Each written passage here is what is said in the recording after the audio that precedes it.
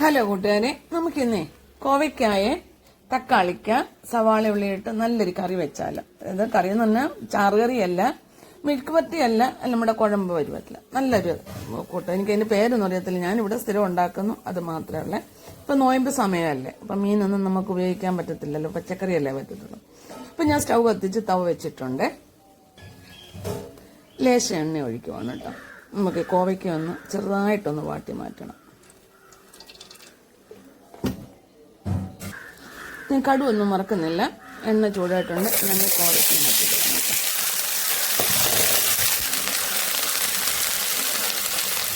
ലേശം ഉപ്പ് നമുക്കൊന്ന് വഴിച്ചെടുക്കാം.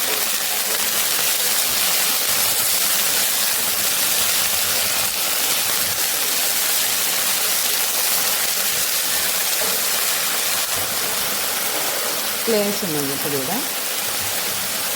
അതുപോലെ തന്നെ ലേശം മുളക് പൊടി ഇടാം.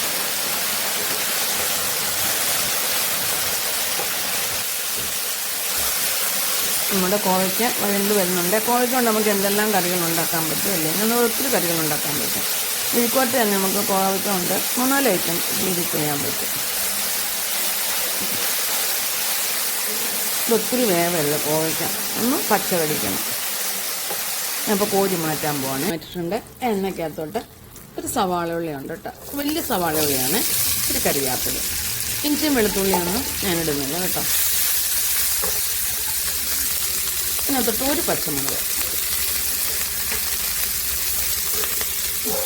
ആവശ്യമായ ഉപ്പ്. ഇതൊന്ന് വഴണ്ട് വരട്ടെ. നമ്മുടെ സവാള എല്ലാം ഒന്ന് വഴണ്ടിട്ടുണ്ട്. അതിനകത്ത് 2 കൊച്ചു തക്കാളിക്ക്, നല്ല പഴുത്തതല്ല, ഒരു കുമ്പഴപ്പം വരുമോ. ഈ ആപ്പിൾ തക്കാളിക്ക് ആകുമ്പോഴേ ഈ കുമ്പഴപ്പം ചുമന്നിരിക്കത്തേ ഉള്ളൂ, പക്ഷെ ഒത്തിരി അങ്ങ് കാണുന്ന പോകത്തുള്ളത്. നമ്മുടെ തക്കാളിക്ക് സവാള എല്ലാം ഒന്ന് വഴണ്ടിട്ടുണ്ട്. ലേശം മുളക് പൊടി ഇടുന്നുണ്ട്. മല്ലിപ്പൊടി ഇടുന്നുണ്ട്, മുളക് പൊടി മതി. പിന്നെ ലേശം നമ്മുടെ ഗരം മസാലപ്പൊടി ഉണ്ടല്ലോ, പൊടി,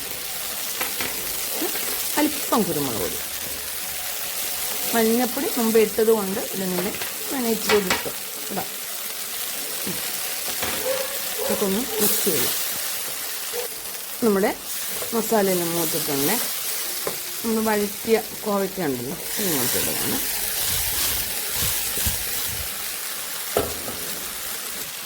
നമുക്ക് മിക്സ് ചെയ്യാം.